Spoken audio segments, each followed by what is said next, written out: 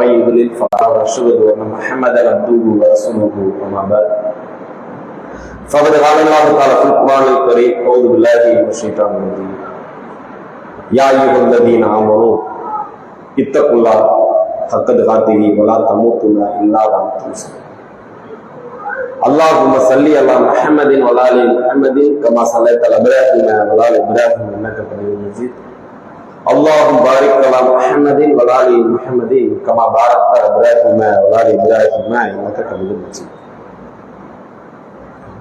அளவற்ற அருளாளரும் நிகரில்லா பேரன்புடன் ஆகிய எல்லாம் அல்லாஹ்வை போற்றி புகழ்ந்தவனாக அவனுடைய சாந்தியும் சமாதானமும் அன்பும் அருளும் என்றென்றும் பெருமானார் ஸல்லல்லாஹு அலைஹி வஸல்லம் அவர்கள் மீதும் அவர்களுடைய சொல் செயல் அங்கீகாரங்களை பின்பற்றி வாழ்ந்து காட்டிய சத்திய சகாபாக்கள் சகாபிய பெண்மணிகள் தாகீர்கள் தபு தாகீர்கள் மீதும் இன்னும் முஸ்லிமான ஆண்கள் பெண்கள் அனைவர்கள் மீதும் அந்த ஏக இறைவனின் வற்றா கருணையான சாந்தியும் சமாதானமும் அன்பும் அருளும் என்றென்றும் நின்று நிலவட்டுமாக என்று கூறி பிரார்த்தித்தவனாக எனது இந்த ஜும்மாவுரை ஆரம்பிச்சேன். கண்ணியத்துக்குரிய சகோதரர்களை சகோதரிகளை, இறைவன் நமக்கு வழங்கிய குத்துபா என்று சொல்லக்கூடிய இந்த ஜும்மா உரைகளிலே ஒவ்வொரு பாடமும் ஒவ்வொரு விதமான இறைவனுடைய வேத வரியில் இருந்தும் இறை தூதருடைய பொன்மொழியில் இருந்தும் பல்வேறு விதமான செய்திகளை அறிந்து புரிந்து நம்மால் இயன்றவரை நம்முடைய வாழ்விலே கடைபிடித்து வாழ்ந்து வருகின்றோம். அல்ஹம்துலில்லாஹ். அதனுடைய தொடர்ச்சியாக இன்றைய தினத்திலே இந்த மனித சமுதாயத்தை அல்லாஹ் எதற்காக படைத்தான், அந்த நோக்கத்தை இந்த மனித சமுதாயம் சரியான முறையில் நிறைவேற்றிக் கொண்டிருக்கின்றார்களா என்பதை தங்களுக்கு நினைவுபடுத்துவதற்காகவும் ஒரு முஸ்லிம் தன்னுடைய வாழ்நாளில் மறக்கக்கூடாத அதை அலட்சியம் செய்யக்கூடாத ஒரு காரியமாக எது இருக்கிறது என்பதை நினைவுபடுத்துவதற்காகவும் இன்றைய தினத்துல அலட்சியம் வேண்டாம் என்ற தலைப்பின் கீழே சில செய்திகளை நாம பார்க்கிறோம். அல்லாஹ் தன்னுடைய திருமறை குர்ஆன்ல இந்த மனித சமுதாயத்தை எதற்காக படைத்தேன் என்று சொல்கின்ற பொழுது என்ன சொல்கிறார்? இந்த ஜின்களையும் மனிதனையும் என்னை வணங்குவதற்காக அன்றே எதற்காக படைக்கிறார். இந்த மனித சமுதாயத்தின் ஜின்னையும் எதற்காக படைத்திருக்கிறார்? என்னை வணங்குவதற்காக அன்றே எதற்காக படைக்கவில்லை என்று அல்லாஹ் தன்னுடைய திருமறை குர்ஆன்ல சொல்லி காட்டுகின்றார். அப்ப மனிதர் படைக்கப்பட்டதுடைய நோக்கம் காரணம் என்னவென்று சொன்னால் படைத்த இறைவனை வணங்க வேண்டும் என்பதற்காகத்தான். படைத்த இறைவனை வணங்க வேண்டும் என்று சொன்னால் நம்முடைய வாழ்க்கையில் அணுகினும் இறைவனை வணங்கக்கூடிய விஷயமாக இருக்கக்கூடிய ஒரு சூழல்ல நாம திறந்து அப்படி வணங்கி கொண்டிருக்கின்றோமா? வணக்கம் இந்த இறைவனை எந்நேரம் நினைத்துக் கொண்டிருக்கின்றோமா என்று கேட்டால் நிச்சயமாக இல்லை. ஆனால் அந்த வணக்கத்தை அல்லாஹ் ஸல்லல்லாஹு அலைஹி வஸல்லம் அவர்கள் எப்படி நமக்கு காட்டிக் கொண்டிருக்கிறாங்க? இந்த இஸ்லாம் என்பது 5 விதமான தூண்களை நிறுவப்பட்டு இருக்கிறது என்பதாக பெருமானார் ஸல்லல்லாஹு அலைஹி வஸல்லம் சொல்லியிருக்கிறார். முதலாவதாக லா இலாஹ இல்லல்லாஹ், வணக்கத்துக்குரியவன் அல்லாஹ்வை தவிர வேறு யாரும் இல்லை. அது மட்டுமல்ல, அதோடு சேர்ந்து அவரை தவிர வேறு எந்த தவறும் இல்லை. அதுதான் அந்த லா இலாஹ இல்லல்லாஹ் என்ற தாரகத்துக்கு அர்த்தம். அடுத்ததாக முஹம்மது ஸல்லல்லாஹு அலைஹி வஸல்லம் அவர்களை அல்லாஹ்வின் தூதராகவும் அல்லாஹ்வின் அடியாராகவும் இருக்கின்றார் என்று நாம் ஏற்றுக்கொள்கிறோம். எவர் ஒருவர் இந்த கலிமாவை ஈமான் கொண்டு ஏற்றுக்கொண்டிருக்கிறாரோ அடுத்ததாக இஸ்லாத்தின் இரண்டாவது தூணாக இருக்கக்கூடியது தொழுகை. அந்த தொழுகையில இந்த இஸ்லாமிய சமுதாயம் எந்த அளவுக்கு அக்கறையோடு செயல்படுகிறார்கள், எந்த அளவுக்கு கவனமற்றவராக இருக்கின்றார்கள் என்பதை சிந்தித்து பார்ப்பதற்கு நாம் கவலைப்பட்டிருக்கிறோம். மற்ற மதரசால பிள்ளைகள் இருக்கிறார்களா, அந்த பிள்ளைகளில் இருந்து நாளைக்கு மௌத்தா போற கிழவனார் பெற்ற படுத்திருப்பார்களா, அவர்களுக்கு அனைவருக்கும் தெரிந்த ஒரு செய்திதான். முதல் கடமை என்ன? லா இலாஹ இல்லல்லாஹ் முதல் கடமை. இரண்டாவது என்ன? இது இந்த வட்டத்தில் இஸ்லாமிய வட்டத்துக்குள்ள வராது. அதற்கு ஒரு முதல் கடமை என்ன அப்படின்னா தொழுகைதான் என்று மற்ற மதரசால படிக்கக்கூடிய மாணவர்கள் இருந்து நாளைக்கு மரணம் அடையக்கூடிய வபாத்தாயக்கூடிய சக்கராத்தில் இருக்கக்கூடிய பெரியவர்கள் வரைக்கும் அனைவரும் தெரிந்த செய்தி என்ன? இந்த தொழுகைதான். தொழுகை மூமின்கள் மீது நேரம் வைக்கப்பட்ட கடமை. அல்லாஹ் நம்ம திருமறை சொல்லிக்காரு. 4வது அத்தியாயத்தில் அன்னிசால 103வது வசனத்துல சொல்லிக்காரு. இந்த வசனத்துல இந்த தொழுகை மூமின்கள் மீது நேரம் கொடுக்கப்பட்ட கடமை இருக்குல்ல, இது கடைசியில் தான் சொல்றோம். அதுக்கு மேல 102வது வருஷத்துக்கு 103வது வருஷத்துக்கு பாதி என்ன பேசணும் அப்படின்னு கேட்டீங்கன்னா, இன்னைக்கு மனிதர்கள் இந்த அளவுக்கெல்லாம் சோம்பேறிகளாக பெருமோட்டத்தனமாக இந்த தொழுகை அலட்சியம் செய்து கொண்டிருக்கின்றார்கள் இந்த மனித சமுதாயம். இந்த வசனத்தெல்லாம் பார்த்தாங்கன்னா காரணம் சொல்ல மாட்டோம். இன்னைக்கு ஏன்டா நீங்க தொழுகிறீங்க, ஜும்மா குடும்பத்துக்கு தானே வர்றீங்க, எனக்கு 5 நேரம் தொழுகையில ஆளை பார்த்தது இல்லையே, ரமணான் நாளுக்கு 5 நேரம் தொழுகையிலும் உங்க திரும்பியார் பார்க்கறதுக்கு மற்ற மாதத்தில் உங்க பார்க்க இல்லையே என்று அவர்களுக்கு ஏன்பா தொழுகை நமக்கு காரணம் கேட்கணும்னு சொன்னோம்னா அவர்கள் காரணம் சொல்லுவாரு. எனக்கு வேலை இருந்துச்சு, மௌத்தா போன வரைக்கும் அனைவருக்கும் வேலை இருக்குதான். வேலை இல்லாத மனிதர் யாராவது இருப்பாங்களா? நிச்சயமா இருக்க மாட்டாங்க. ஆனால் காரணம் சொல்லுவாரு, எனக்கு தலைவலிக்குது, எனக்கு உடம்பு சரியில்லை, வேலைப்பதிவு அதிகமானாலும் உடம்பு ரொம்ப சோம்பலா இருந்துச்சு, தூக்கம் அதிகமா வந்துருச்சு, நான் இந்த மாதிரி லாங் டிரைவ்ல இருந்தேன், நான் இந்த மாதிரி வெளியூருக்கு சென்று போயிட்டு வந்துட்டேன், இந்த மாதிரி ஒரு முக்கியமான ஆபீஸ்ல இருந்தேன், இந்த மாதிரி ஒரு அரசியல் ஈடுபட்டு இருந்தேன் என்று நாம் ஒவ்வொரு மனிதர்களும் தொழுகை விடுவதற்கான காரணத்தை மனிதர்களை பகிர்ந்து கொள்கிறோம். ஆனா நாளைக்கு மனிதர்கள் அல்லாஹ் இந்த காரணங்களை ஏற்றுக்கொள்வாங்க. நீ யாராக இருந்தாலும் சொல்றான் தொழுகை நிறைவேற்றி இந்த நாட்டை ஆளக்கூடிய ஆட்சியாளராக நீ இருந்தாலும் சொல்றான், இந்த நாட்டிலே கடைசியாக இருக்கக்கூடிய அடிமையாக இருக்கக்கூடிய மனிதராக இருந்தாலும் சரிதான், நோயாளியை நலம் சாதிக்கக்கூடிய மனிதராக இருந்தாலும் சரிதான், நோயாளிக்கு ட்ரீட்மெண்ட் இருக்கக்கூடிய மருத்துவராக இருந்தாலும் சரிதான், அல்லது நீங்க நோயாளியாக இருந்தாலும் சரிதான், பயணத்தில் இருக்கக்கூடிய பயணியாக இருந்தாலும் சரிதான், பயணத்தில் உங்களை கூட்டி செல்லக்கூடிய ஒரு வேட்பாளராக இருந்தாலும் சரிதான், ஒரு அரசியல்வாதியாக இருந்தாலும் சரிதான், நீ அடிமட்டத்தில் இருக்கக்கூடிய மனிதராக இருந்தாலும் சரிதான், நான் ஒரு பெரிய நிறுவனத்தில் ஓனராக இருந்தாலும் சரிதான், அந்த நிறுவனத்தில் பணிபுரிகின்ற கடைசி பணியாளராக இருந்தாலும் சரிதான், நீங்க என்ன வேணாலும் இருக்கலாம், எப்படி வேணாலும் இருக்கலாம். ஆனால் உங்களுக்கு தொழுகை என்பது நேரம் குறிக்கப்பட்ட கடமை. எப்பேற்பட்ட சூழலில் உங்களுக்கு தொழுகை கடமை, எப்பேற்பட்ட கடமை தெரியுமா? நம்ம இன்னைக்கு அந்த தொழுகை ரொம்ப அசால்ட்டா கருதுகிறோம். நாம தான் வாயிலா இல்லலாம் என்ற கரிமாவை தௌஹீதை மனப்பூர்வமாக உடற்பூர்வமாக அல்லாஹ்வுக்கு இணை வைக்காமல் அந்த தௌஹீத் என்ற தாரக மந்திரத்தை பற்றி பிடித்தவராக வாழ்ந்து கொண்டிருக்கின்றது. நாளை மறுமையில இந்த தொழிற்காக அல்லாஹ் நம்மை மன்னித்து அருள் புரிந்து சுகத்துக்கு அனுப்பிடுவானே என்ற எண்ணம் நம் இடத்திலிருந்து மேலும் இருக்கக்கூடிய காட்சி பார்க்கின்றோம். இதை நாம சொல்கின்றோமா? நம்மளுடைய நடவடிக்கையே நமக்கு காட்டுது. அதனாலதான் இப்ப ஜும்மா கேட்கக்கூடிய கூட்டம் அசருக்கு இல்லையா? என்ன காரணம்? அசருக்கு மகரத்துல என்ன காரணம்? சுபுக்கு இல்லையா? என்ன காரணம்? ஒவ்வொரு தொழிலையும் மக்கள் குறைந்து கொண்டு இருக்கின்றார்கள். என்ன காரணம்? அசால்ட்டு. நாளைக்கு அல்லாஹ்விடம் சொல்லிக்கலாம், நாளைக்கு மறுமையில அல்லாஹ்ட்ட மன்னிப்பு கேட்கலாம். அல்லாஹ் கருணையாளர்களெல்லாம் கருணையான, கிருமியாளர்களுக்கெல்லாம் கிருமியான, அவனுடைய பாவங்களை மன்னிக்க போயிருப்பாங்க. நம்ம தௌஹீதுல இருக்கிறோம், நம்பிக்கையா இருக்கிறவங்க நாம காரணத்தினால ஏற்றுக்கொள்ளலாம்.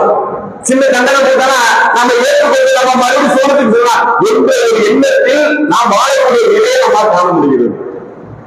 ஆனா எப்பேற்பட்ட சூழல் வந்தாலும் காரணத்தை சொல்லி இந்த தொழுகை தாமதப்படுத்தவே முடியாது. 2 தூணு அதுக்கு 3,000 போகும்போது அதை கட்டாது ஹஜ்ஜெல்லாம் சொல்ல முடியாது. அதுக்கு கூட சில விதிகளுக்கு அல்லாஹ் வச்சிருக்கோம். நோயாளி ஒருத்தர் இருக்கிறான்னு வச்சுங்களேன், நோய்களை விதிகள் இருக்கு. பெண்கள் மாதவிடாய் ஏற்பட்டு அவங்களுக்கு அது விதிகள் இருக்கு.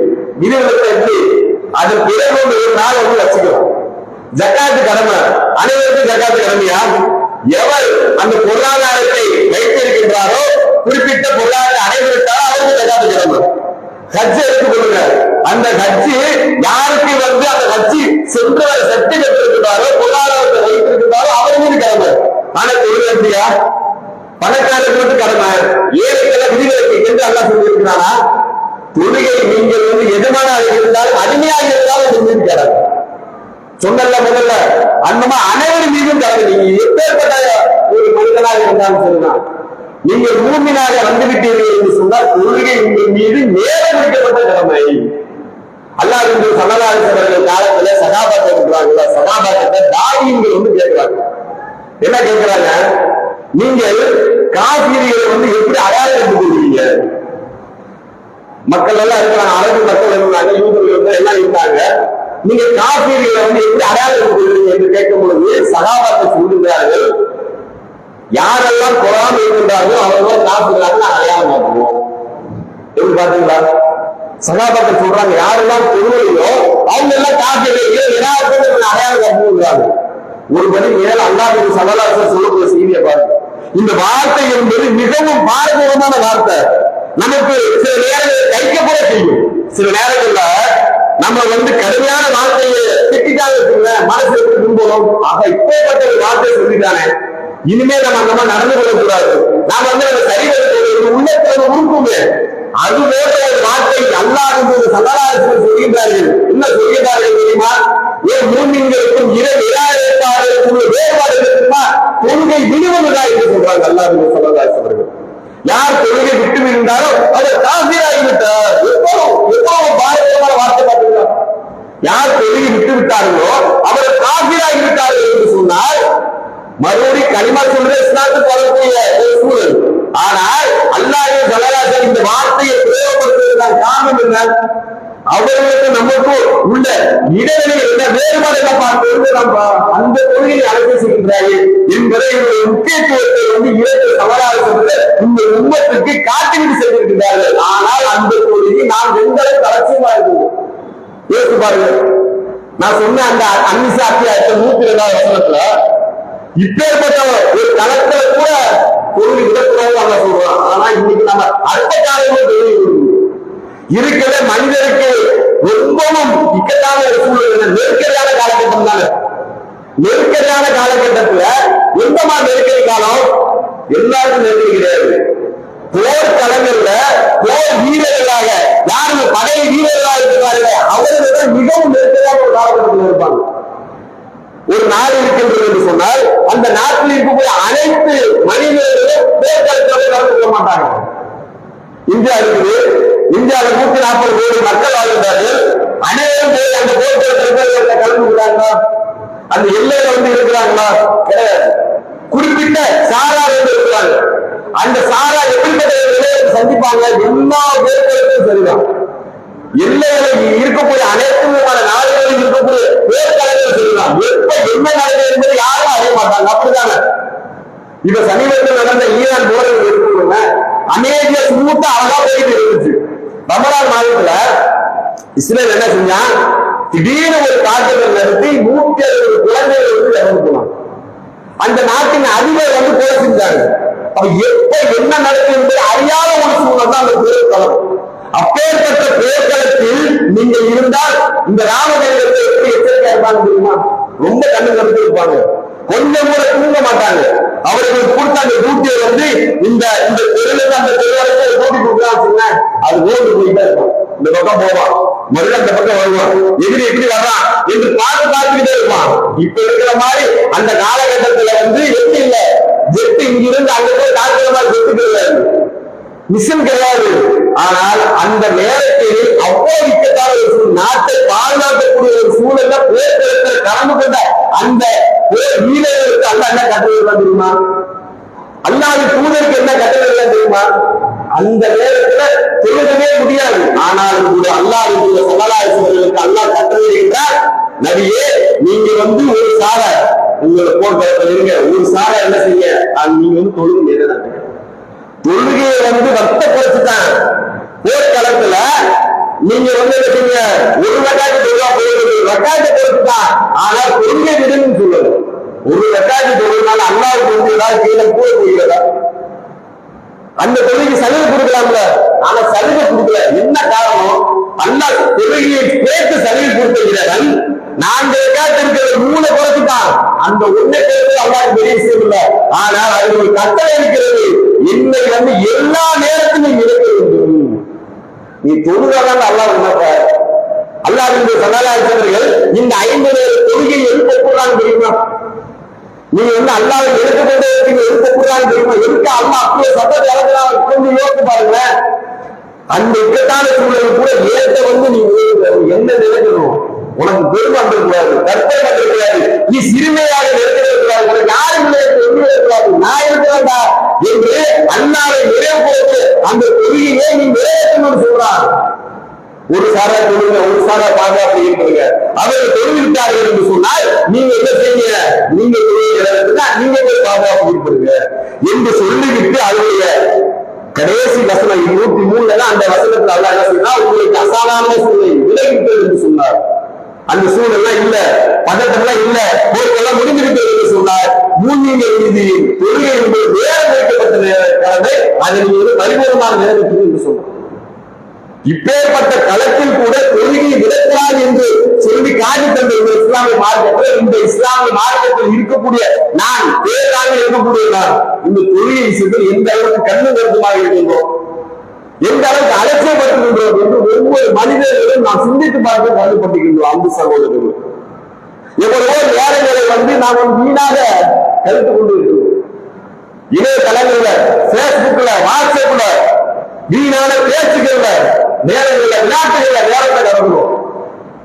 கையாளர் சலால், கையாளர் சலால், தொழிலை பெற்ற மாறுகள், வெற்றி பெற்ற மாறுகள் என்று ஒவ்வொரு மகனாலும் இருக்கக்கூடிய பள்ளியில் இருந்து வரக்கூடிய ஒளி அவர்களுக்கு நினைவூட்டக்கூடியதாக இருக்கிறது. ஆனால் அந்த நேரத்தில் கூட நாம் என்ன செய்வோம், ஒரு டிவி பார்த்தா கூட மியூட் பண்ணிட்டு அந்த பாங்க் முடிஞ்ச உடனே மறுபடியும் நம்ம சவுண்ட் வச்சு அதில் கண்டினியூ பண்ணிக்கிட்டு தவிர இந்த பாங்கிற்கு மியூட் பண்ணுவதன் மூலமாக மதிப்பளிப்பது அல்ல. மதிப்பளிப்பது என்ன, கையாளர் சலாத் தொழில் மற்றும் மாறுகள், கையாளர் சலாத் வெற்றி மற்றும் மாறுகள் என்று சொன்னார். அந்த கொள்கையை நிறைவேற்றுவதற்கு நாம் எத்தனை நபர்கள் தயாராக இருக்கின்றோம். நாளை மறுமையில காப்பீடுகள் எல்லாம் நரகம் போயிடுவாங்க, மூன்மைகள் எல்லாம் இருப்பாங்க. அந்த மூன்மைகளத்துல அல்லாஹ் கேட்கக்கூடிய முதல் கேள்வி சொல்லுவோம். அல்லாஹ்வுடைய ஸல்லல்லாஹு அலைஹி வஸல்லம் சொல்கின்றார்கள், இந்த மூன்மைகள் இடத்துல அல்லாஹ் நாளை மறுமை கேட்கக்கூடிய முதல் கேள்வி சொல்லுவான். இந்த தொழிலை மட்டும் அவருக்கு சரியானதாக அமைந்து விட்டது என்று சொன்னார். முதல் கேள்வியே அந்த கேள்வியிலிருந்து சரியானது அமைந்து விட்டது என்று சொன்னார். அதன் பிறகு அவருடைய கேள்வி எல்லாமே இலகுவாக தான் இருக்கும். அந்த முதல் கேள்வியில் அவர் தோற்றுவிட்டார் என்று சொன்னார். அவருடைய நிலை என்பது நரகத்திற்கு செல்லாமல் சுகம் செல்ல மாட்டார். அல்லாஹ்வுடைய ஸல்லல்லாஹு அலைஹி வஸல்லம் உறங்கி கொண்டு இருக்கிறார். இன்னைக்கு நம்ம தொழுகை ரொம்ப அலட்சியப்படுறோம். அந்த நேரத்துல முனாஃபிக் இருக்கிறாங்களா, முனாஃபிக்னா யாரு, நயவஞ்சகர்கள். நயவஞ்சகர்கள் கூட தொழுகையை 3 நேர தொழுகையே தொழலாம். அந்த சகாபாக்கள் உடைய காலத்துல சொன்னல, தொழுகை நீங்க எப்படி அடையாளம் கண்டுபிடிக்கிறோட தொழாமல் சொல்றாங்கல்ல, அவங்க முனாஃபிக்கே சொல்லுவாங்க. ஏன் அவங்க கூட தொழுகை என்ன செஞ்சாங்க, நிறைவேற்றினாங்க. 3 நேர தொழுகை தொழுகிட்டே நினைச்சாங்க. அந்த முனாஃபிக்குடைய குணத்தை பத்தி அல்லாஹ் சொல்லும்போது நாளைக்கு மறுமையில நரகத்தின் அடித்தட்டில் யாரும் பார்த்தீங்கன்னா இந்த முனாஃபிக்குகள் இருப்பாங்க, நயவஞ்சகர்கள் அடித்தட்டில் இருப்பாங்க. ஆனால் அந்த நிலையில அல்லாஹ்வுடைய ஸல்லல்லாஹு அலைஹி வஸல்லம் என்ன செய்யறாங்க, தூங்கி கொண்டிருக்கிறாங்க. ஒரு கனவு, அந்த கனவுல மலக்குமார்கள் அல்லாஹ்வுடைய ஸல்லல்லாஹு அலைஹி வஸல்லம் அழைத்து செல்றாங்க. இந்த நிலை எப்ப ஏற்படுதுன்னு சொன்னா, மறுமையில் இல்லை, ஒரு மனிதன் மரணம் அடைந்து விட்டார் என்று சொன்னால் கபூர்ல நடக்கக்கூடிய வேதனையே அல்லாஹ்வுடைய ஸல்லல்லாஹு அலைஹி வஸல்லம் இந்த வானகத்தில் காட்டுறாங்க. அது ஒரு நிலை என்ன அப்படின்னு கேட்டீங்கன்னா, ஒரு மனிதர் உறங்கி கொண்டிருக்கின்றார். அவருடைய தலையில மிகப்பெரிய பாறாங்கலை கொண்டு என்ன செய்யறாரு, வானவர் அவருடைய தலையை போடுறார். அதன் காரணமாக அவருடைய மூளை, தலை எல்லாமே நசுங்கி என்ன செய்யுது, சின்னமாக கொடூரமாக கொலை செய்யக்கூடிய அளவு கொடூரமான வேதனை. இந்த உலகத்துல விபத்துகளை நம்ம பார்க்கணும். விபத்துகளை சில மனிதர்களுடைய விபத்தெல்லாம் பார்க்கணும், கண் கொண்டு பார்க்க கொடூரமான அது விபத்தாகும். தலை நசுங்கி நடக்கக்கூடிய அந்த விபத்து என்பது அதை பார்த்ததே நம்ம சில நபர்களுக்கு வாங்கி சில நபர்களுக்கு மயக்கம் கூட வந்துடும். அப்படிப்பட்ட ஒரு துர்பாக்கியமான ஒரு சூழல். இப்படிப்பட்ட ஒரு தண்டனையை அந்த மனிதனுக்கு கொடுக்கப்படுகிறது. அந்த பாறையானது அப்படி உருண்டு அந்த பாறையை மீண்டும் எடுத்துக் கொண்டு வருவதற்கு முன்பாக மீண்டும் அந்த தலையை ஒன்று சேர்க்கப்படும். மீண்டும் அவருடைய தலையை போடணும். இப்படியாக வேதனை செய்யப்பட்டுக் கொண்டிருக்கக்கூடிய அந்த மனிதரை காப்பை சுபஹானல்லாஹ், அல்லாஹ் பரிசுத்தமானவன். இந்த மனிதன் எதற்காக இந்த வேதனை செய்யப்பட்டுக் கொண்டிருக்கின்றார்? இப்பே கொடூரமான தண்டனையை இந்த மனிதன் எதற்காக அனுபவித்துக் கொண்டிருக்கின்றார் என்று வானவருக்கு அல்லாஹ் என்று சல்லல்லாஹு கேட்கின்ற பொழுது, அல்லாஹ் என்று சல்லல்லாஹு இடத்துல வானவர்கள் பதிலளிப்பார்கள், இவர்தான் மார்க்கத்தை கற்று சுபு தொழுகையை தொழிலாக உழைக்கி கொண்டிருந்த ஒரு நிலை என்று சொல்கின்றார்கள். இன்னைக்கு நம்முடைய சுபுடைய தொழுகையோட நிலை எப்படி பாருங்க. எத்தனை மனிதர்கள் வந்து அந்த சுபு நேரத்தை வந்து சரியான முறையில வந்து தொழுகிறோம். சுபு வேலையை வந்து நம்ம பெரும்பான்மையாக தூக்கத்தை விட வைத்து கொண்டிருக்கிறோம். ஒரு நாள் ரெண்டு நாள் பரவாயில்ல, ஆனால் நம்மளுடைய வருடம் முழுவதும் சுபு வந்து என்ன செய்யுது, அதை வந்து அலட்சியப்படுத்தக்கூடிய ஒரு நிலை. இப்பேற்பட்ட தண்டனையை நம்மால் அடைய முடியுமா என்பது ஒவ்வொரு மனிதனும் சிந்தித்து பார்க்க கலந்து கொண்டிருக்கின்றோம். நாளைக்கு மறுமையில நடக்கக்கூடிய நிகழ்வுகளை நம்ம அதிலிருந்து காப்பாற்றுவதாக இருந்தால் கூட இந்த தொழில் இல்லாமல் நாளை நம்மை காப்பாற்ற வைக்கிறார். தொழிலை மட்டும் இல்லைன்னு வச்சுங்க, நாளைக்கு மறுமையில நம்மால் காப்பாற்ற வைக்கிறார். அல்லாஹ் சல்லல்லாஹு நாளை மனுஷன் மைதானத்தில் நடக்கக்கூடிய நிகழ்வை பற்றி சொல்கின்றார்கள். அந்த நிகழ்வு என்பது என்ன? இன்றைய தினத்துல ஏப்ரல் 24, 25, 24 இருக்கிறோம். வெளியில கொடுமை எப்படி இருக்கு பார்க்கின்றமா இருக்குதா? வெளியில தலை காட்ட முடியல. பள்ளியில காங்கிரஸ் போட்டிருக்கிறோம், இவ்வளவு வசதியை செய்திருக்கிறோம், பள்ளிக்குள்ள வந்து அந்த அளவுக்கு ஒரு திருப்தியா உட்கார முடியல. என்ன காரணம்?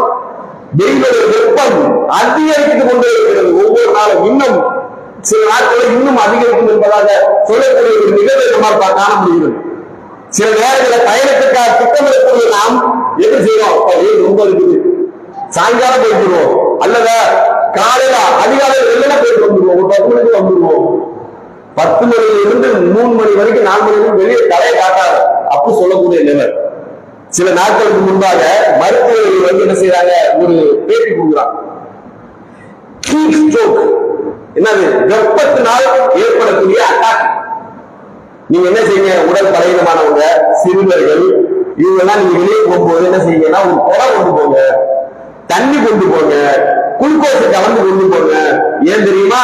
இந்த ஹீட்டோட வெப்பத்தை நீங்க தணிப்பதாக இருந்தால் இதெல்லாம் நீங்க கொண்டு போங்க. முக்கியமா நீங்க என்ன செய்யணும், 10 மணியில இருந்து 1 மணி 2 மணி வரைக்கும் உங்களுடைய பயணங்களை தவிர்த்து கொள்ளுங்கள். உங்களுடைய வீடுகள்ல வந்து உங்களுக்கு மாதிரி வசதி செய்து கொள்ளுங்க. இன்னைக்கு அதனால அதிகமா ஏசிக்கிறாங்க. என்ன காரணம்? பூமி வெப்பமாயாவே ஏசினாலதான். ஆனா அது இல்ல, நாம சுகமா இருக்க வேண்டும் அதிகமா ஏசிக்கிறது. என்ன காரணம்? வெப்பத்தை தாங்குகிறது. இங்கேயே எவ்வளவு கொடூரமா இருக்கிறது. இந்த சூரியன் கோடான கோடி கிலோமீட்டருக்கு அப்பால் இருக்கக்கூடிய சூரியன் உதிக்கக்கூடிய இந்த நிலையில் இவ்வளவு ஒரு வெப்பத்தை நம்மால் தாங்க இயலது. நாளை மனுஷர் மைதானத்தில் நடைபெறக்கூடிய ஒரு நிகழ்வை அல்லாஹ் என்று ஸல்லல்லாஹு சொல்கின்றாரே, அதனை இருந்து நீங்கள் தற்காத்துக் கொள்ள வேண்டும் என்று சொன்னார். இந்த தொழுகை தவிர உங்களுக்கு எதுவும் இல்லை என்று பெருமான ஸல்லல்லாஹு சொல்லக்கூடிய நிகழ்வை பார்க்கின்றோம். சூரியன் நம்முடைய தலைக்கு அப்பால் இருக்கக்கூடிய ஒரு நிகழ்வு அல்லாஹ் என்று ஸல்லல்லாஹு சொல்லி காட்டுகின்றார்கள்.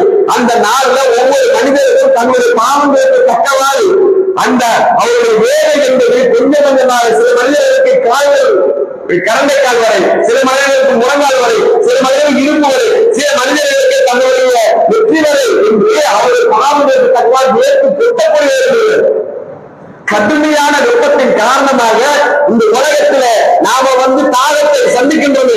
தண்ணி குடி, எப்பொழுதும் சாப்பாடே வேணாம், எனக்கு தண்ணி கொடுத்தா போதும், ஒரு நாளைக்கு 5 லிட்டர் தண்ணி குடி என்று மருத்துவர் சொல்லக்கூடியதில்லை. தண்ணி கொடுப்பார், கூல்ட்ரிங்க்ஸ் கொடுப்பார், நீர் ஆதாரமா கொடு என்று இந்த தாகத்தில் இருந்து எப்படியாவது தப்பித்துக் கொள்ள வேண்டும் என்பதற்காக இங்கே எப்படி நீரை தேவை அடைகின்றதோ, நாளை மறுமை நாள்ல இந்த மத்திய மைதானத்தை நீரை தேவை அந்த மண்ணில் அங்காய்ந்து கொண்டிருப்பார்கள். அந்த நிலையில் அல்லாஹ் என்று ஸல்லல்லாஹு அலைஹி அல்லாஹ் வழங்கிய மிகப்பெரிய அருள்கொடை கௌசர் என்று தடாகத்தை அல்லாஹ் ஸல்லல்லாஹு அலைஹி வழங்குகிறார். நம்மளுடைய உம்மத்துகளுக்காக வழங்குகிறார். அந்த தடாகம் எப்படிப்பட்டது தெரியுமா? பாலை விட அருமையானது, அருந்துவதற்கு மிகவும் அருமையானது. அந்த நீரை ஒரு முறை அவர் அருந்தி விட்டார் என்று சொன்னார், குடித்து விட்டார் என்று சொன்னார். அந்த மனிதர் அங்கே இருக்கின்ற வரைக்கும் அவருக்கு தாகமே ஏற்படாது. இப்படி ஒரு நீராக நம்ம பார்க்க முடியுமா? ரொம்ப தாகமா இருக்குங்க, தண்ணி குடிக்கிறோம், தாகம் தீர்ந்துடும். இந்த தாகம் என்பது இன்று ஒரு நாள் முழுவதும் நமக்கு நிவர்த்தி பண்ணக்கூடியதா இருக்குதா? கிடையாது. கால் மணி நேரம் எடுத்து மறுபடியும் தவிக்கும், அரை மணி நேரம் எடுத்து மறுபடியும் தவிக்கும். எப்ப தண்ணியா தவிக்கிருப்பா குடுப்பா தண்ணி மறுபடியும் மன்றமே நடக்குன்னு. அப்ப அந்த நிலையில அல்லாஹ்வுடைய ஸல்லல்லாஹு செய்தியை இறைவனுடைய ஸல்லல்லாஹு சகாபாக்கள் மக்கள் சொல்கின்ற போது சகாபாக்கள் கேட்கின்றார்கள், அல்லாஹ்வுடைய உங்களுடைய உம்மத்துக்கு மாத்திரம் அல்லாஹ் வந்து அறுப்படை கொடுத்திருக்காரு, உங்களுடைய உம்மத்தை நீங்க எப்படி கண்டுகொள்வீர்கள்? எப்படி கண்டுகொள்வீங்க? ஆதம் அலைஹிஸ்ஸலாம் அவர்கள் முதல் கடைசியா வரக்கூடிய நம்முடைய உம்மத்து வரை எல்லாம் கலந்து இருப்பாங்களா அந்த மனுஷன் மேலாத்துல? நம்ம மட்டுமா இருப்போம்? எல்லாரும் இருப்போம்ல. ஆனா அல்லாஹ்வுடைய ஸல்லல்லாஹு அவருடைய கரங்களால் இந்த உம்மத்துக்கு தண்ணீர் தர தயாரா இருந்தா நீங்க எப்படி உங்களுடைய உம்மத்தை கண்டுபிடித்து போவீங்க என்று கேட்கிறது. அல்லாஹ்வுடைய ஸல்லல்லாஹு அழகான முறையில் சொன்னார், என்னுடைய உம்மத்துக்கு ஐயவன் மலைய மிகப்பெரிய அறுபடை என்ன தெரியுமா? அவர்கள் தன்னுடைய ஒளியின் காரணமாக ஒளி செய்தார்கள். அந்த ஒளியின் காரணமாக அவருடைய பகுதியெல்லாம் உண்மையாக காட்சி அளிக்கும். அதை அடையாளம் கொண்டு கொண்டு அவர்களுக்கு நான் நீரை வந்து புகுத்துவேன் வழங்குகின்றான். அப்ப அந்த நீரை நம்ம குடிப்பதாக இருந்தால் நாம வந்து தொழுகை நேரம் இந்த தொழுகை வந்து நிறைவேற்றணும். நாளைக்கு மறுமை நாளில் நடக்கக்கூடிய இன்னொரு நிகழ்வை பற்றி அல்லாஹ்வுடைய ஸல்லல்லாஹு அலைஹி நமக்கு சொல்லி காட்டுறாங்க, பாடம் எடுக்கிறாங்க. அல்லாஹ் வந்து அந்த பாடத்தை சொல்லி கொடுக்குறோம். சொர்க்கத்துல சொர்க்க வாசிகள் இருப்பான்.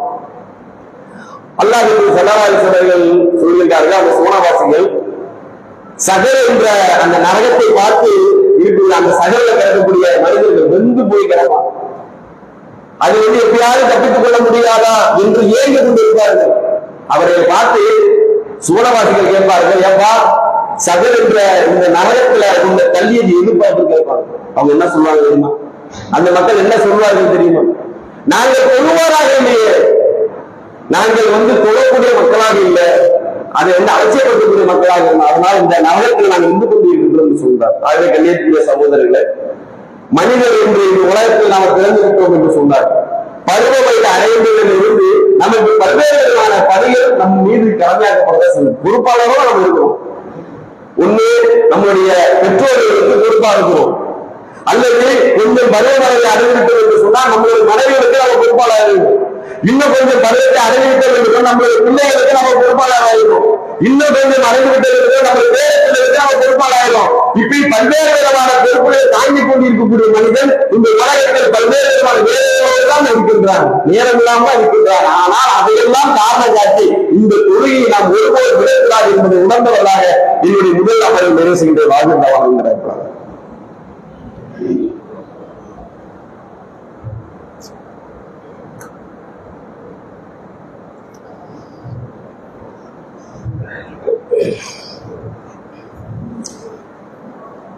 அஸ்ஸலாமு அலைக்கும் வரஹ்மத்துல்லாஹி வபரகாத்துஹு.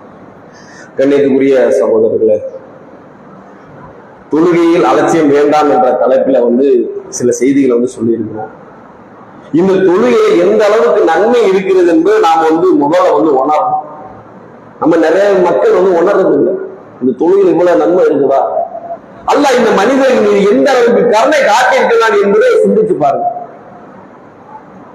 நபிகள் ஸல்லல்லாஹு அலைஹி வஸல்லம் மெஹராஜ் பயணத்துக்கு போறாங்க. அப்பதான் தொழுகை நமக்கு கடமையாக்கப்படும் மூமின்களுக்கு இல்லையா? எந்த அளவுக்கு இந்த உம்மத்தின் மீது அல்லாஹ் வந்து கருணை காட்டியிருக்கான் பாருங்க.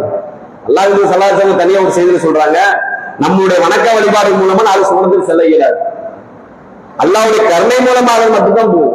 அப்ப அந்த கருணை வந்து அல்லாஹ் வந்து எந்த அளவுக்கு மனிதர்களுக்கு புரியுறான்.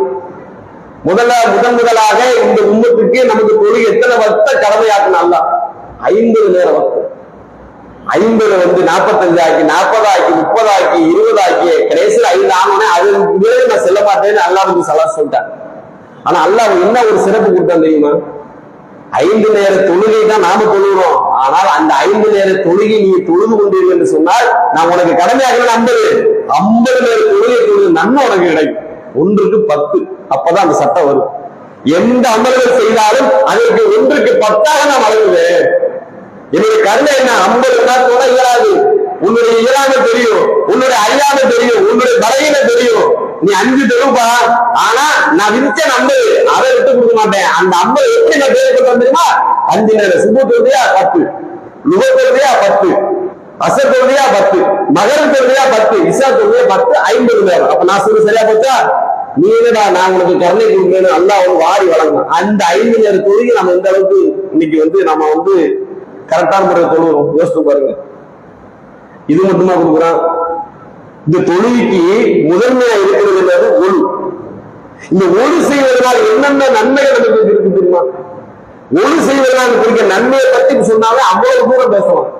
ஆனால் மேலோட்டமாக நாம பார்த்தோம் என்று சொன்னால், ஒரு மனிதர் ஒழு செய்கின்ற பொழுது சரியான முறையில் ஒழு செய்துவிட்டு ஒவ்வொரு உறுப்பினையும் கருகின்ற பொழுது அந்த உறுப்பினர் செய்த பாவங்கள் எல்லாம் அந்த நீரோடு கடைசியா வருகிறது. அந்த சொட்டு நீரோடு அவருடைய பாவங்கள் எல்லாம் போகிறது என்று சொன்னார். அந்த பாவங்களுக்கு பரிகாரமாக தொழுகை இருக்கிறது என்று நாம வழங்கும் இல்லையா? ஒழு செய்யறோம், நாம செஞ்ச பாவங்களுக்கு பரிகாரம் என்ன? கைகளால் செய்த பாவங்கள், கண்களால் செய்த பாவங்கள், நம்மளுக்கு கால்களால் செய்த பாவங்கள், நம்மளுக்கு கரங்களால் செய்த பாவங்கள். பாவங்கள் செய்யாத மனிதர் நான் இருக்கிறது யாராவது சொல்லணுமா? அணிதினமும் அது வினாடியும் ஒவ்வொரு மனிதர்களும் ஏதாவது ஒரு தவறுகளை இழைக்கக்கூடியவனா இருக்கின்றான். பாவங்கள் செய்யக்கூடியவன் மனிதன். அந்த பாவத்துக்கு பரிகாரம் தேடக்கூடிய சிறந்த மனிதன். அந்த ஒளியில் இருக்கக்கூடிய அவன நன்மை ஒழு செய்து விட்டு இந்த தொழுகை அல்லாஹ் எப்படி அமைச்சிருக்கிறான் பாருங்களேன். அல்லாஹ் அக்பர் என்று நாம் தக்பீர் கட்டிடுவோம். அல்லாஹும்ம பாயித் பைனி ஓதுன்றது இதனுடைய அர்த்தத்தை நம்ம என்னைக்காவது விளங்கி ஓதிருக்கின்றோமா? எந்த அளவிற்கு பாவத்தை தேடக்கூடிய மக்களுக்கு அல்லாஹ்வின் தூதர் ஸல்லல்லாஹு அலைஹி வஸல்லம் அதுல ஒரு மிகப்பெரிய ஒரு துஆவை கற்றுக் கொடுத்திருக்காங்க. தொழுகைக்குள்ள துஆ அல்லாஹ்வை புகழக்கூடிய வசனங்கள் தான். அல்லாஹும்ம பாயித் பைனி வ பைன ஹதாயா கமா பாத பைனல் மஸ்ரிகி வல் மக்ரிப். இறைவா, கிழக்குக்கும் மேற்குக்கும் உள்ள இடைவெளி போன்று எனக்கும் என்னுடைய பாவத்திற்கும் இடைவெளி ஏற்படுத்தி விடுவாயாக. எவ்வளவு அருமையான சகாபாக்கள் காலத்துல அல்லாஹ்வின் ஸல்லல்லாஹு அலைஹி வஸல்லம் அவர்கள் தொழுகை நடத்தி கொண்டிருப்பாங்க. சகாபாக்கள் வேகமா வருவாங்க. அந்த அல்லாஹ்வுடைய பாய்க்கு டைமி கூட நான் விடக்கூடாது என்று விரைந்து வந்து செய்வாங்க, தொழுகையில் கலந்துக்குவாங்க. ஆனா இன்னைக்கு நம்ம நிலைமை சலாம் சொல்றவருக்கு தயார் இருக்குல்ல. சுபுல நிலைமை என்ன? சுபு தொழக்கூடிய மக்கள் கம்மி. சுபு தொழக்கூடிய அந்த கம்மியான மக்கள் கூட என்ன 5:30 வத்து அசருக்கு 10 நிமிஷம் 15 நிமிஷம் சுபு தொழ வைப்பாரு. 5:43 வரைக்கும் போனாக்கு நம்ம என்ன சொல்லி ஜமாத்துல ஜாயின் பண்ணிடலாம்ல அப்படிங்கிற நிலம் நமக்கு. ஆனால் அந்த சகாபாக்கள் அர்த்தத்தை புரிந்தவர்களாக இருந்தார்கள். இதனுடைய அந்த துவா நமக்கு கிடைக்குமா? கடைசியில ஜாயின் பண்ண. அப்ப அல்லாஹ்வுடைய பாய்க்கு பையில இருக்கக்கூடிய அந்த நன்மை கிழக்குக்கும் மேற்குக்கும் இடைப்பட்ட தூரத்தை போன்று எனக்கு இவர் பாவத்துக்கு ஏற்படுத்து தூரத்தை ஏற்படுத்து. வெந்நீர் ஆடையில் இருந்து அழுக்கை அகற்றுவது போன்று என்னுடைய உடம்பில் இருக்கக்கூடிய என்னுடைய பாவங்களை நீ அகற்றி விடு. எவ்வளவு அழகான துவாரை அல்லாஹ்வின் ஸல்லல்லாஹு கற்றுக் கொண்டிருக்காம. அதன் பிறகு நம்ம அல்ஹம்து சூரா அல்லாஹ்வை புகழக்கூடிய வசனங்களை சொல்றோம். திருமறை குர்ஆன் வசனங்களை துணை சூறாவை சொல்கின்றோம். அடுத்ததாக ருக்குவில் செல்லக்கூடிய அந்த நேரத்தில் சுப்ஹான ரப்பில் அலீம், இறைவா உனக்கு எல்லா புகழும். அல்லாஹ்வின் ஸல்லல்லாஹு அலைஹி வஸல்லம் இன்னும் பல துஆக்களை கற்றுக் கொண்டார்கள். சுப்ஹானக அல்லாஹும்ம ரப்பனா வ பிஹம்திக அல்லாஹும்ம குஃபிர்லி. இறைவா நீதான் பரிசுத்தமானவன், நீதான் எங்களை மன்னிக்க கூடியவன், அதனால் என்னை மன்னித்து விடு. அல்லாஹும்ம குஃபிர்லி, யா அல்லாஹ் இறைவா என்னை மன்னித்து விடு, என்னை மன்னித்து விடு. ருக்கு போறையா மன்னித்து விடு. சஜிதார் வரையா அதே மன்னித்து விடு. சஜிதாரில் இருந்து சிறு இருப்பு உட்கார்ந்து அல்லாஹும்ம குஃபிர்லி அல்லாஹும்ம குஃபிர்லி, இறைவா என்னை மன்னித்து விடு, இறைவா என்னை மன்னித்து விடு. அத்தியாயத்துல ஓதுறோம். எல்லாமே அல்லாஹ்வை புகழக்கூடிய வசனங்கள். தௌபா செய்யக்கூடிய அந்த துஆக்கள்.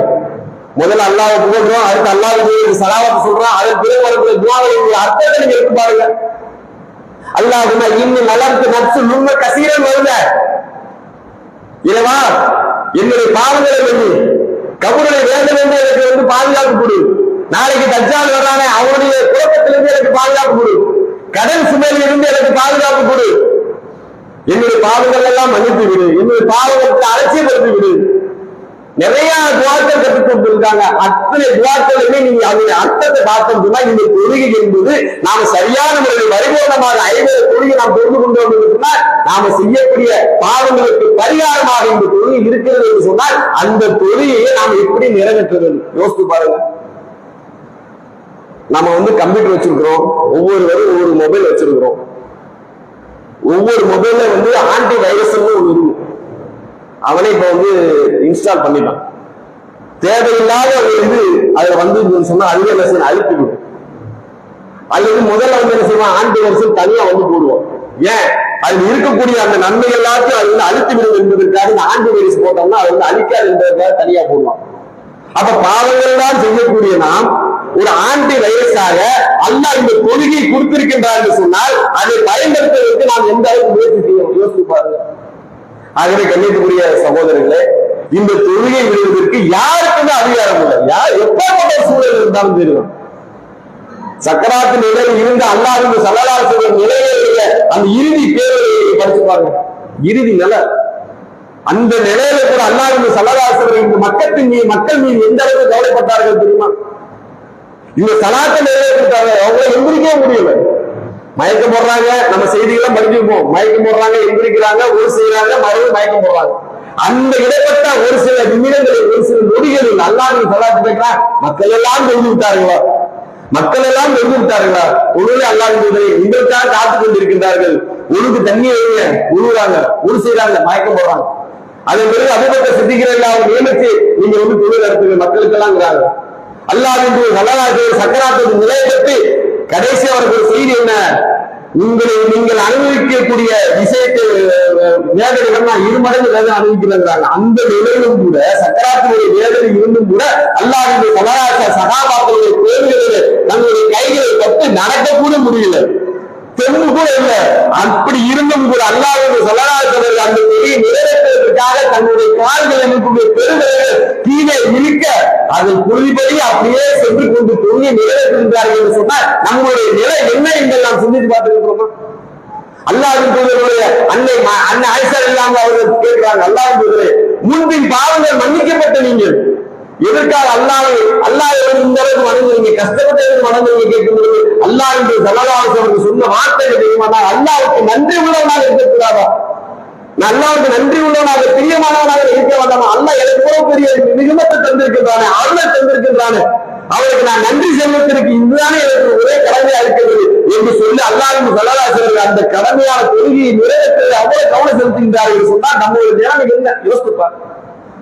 ஆகவே கண்ணியத்துக்குரிய சகோதரர்களே, இந்த தொழுகை இன்றைய நாள் இந்த பொழுதில் இருந்து நாம் விட்ட தொழுகையை வந்து எனக்கு அல்லாஹ் தௌபா செய்யுங்க. நாம் இந்த நேரத்திலிருந்து ஒரு தொழில் கூட கொடுக்கணும். நாளைக்கு மறுமையில அல்லாஹ் ஒவ்வொரு தொழிலும் எல்லாம் கேட்கமா. அப்பேற்பட்ட துர்பாகியசாலியாக நம்ம ஆகிவிடக்கூடாது, அலட்சியம் செய்யக்கூடாது. ஆகவே கண்ணியத்துக்குரியவர்கள் நம்முடைய பொன்னான நேரங்கள்ல வந்து ஒரு நேரத்தை ஒதுக்கி நாம் என்ன செய்யணும்? தொழுகி அதுக்குரிய நேரத்துல உரிய முறையில் தொழ வேண்டும். அப்பேற்பட்ட நன்மக்களாக வளரும் நம்ம ஆக்கியவான் கூறிக்கொண்டு இன்ஷா அல்லாஹ் நாளை மறுதினம் நம்முடைய ஜமாத்தின் சார்பாக அன்னிசா மதரசாவுடைய ஆண்டு விழாவும் மார்க்க விளக்க பொதுக்கூட்டம் வச்சிருக்கிறாங்க. இதுக்கு மாநில தலைவர் அப்துல் கைம் வந்து கலந்துக்கிறாங்க. மிகவும் பொது செலவுல வந்து ஏற்பாடை வந்து நம்ம செஞ்சுக்கிட்டு இருக்கிறோம். இதுக்கு வந்து என்ன செய்ய அனைத்து மக்களும் நேரங்களை ஒதுக்கி தன்னுடைய பொருளாதாரங்களை ஒதுக்கி கொடுத்து உதவி பண்ணுமாறு அன்போடு கேட்டுக்கொண்டோம். வாகிதாவான அஸ்ஸலாமு அலைக்கும் வரஹ்மத்துல்லாஹி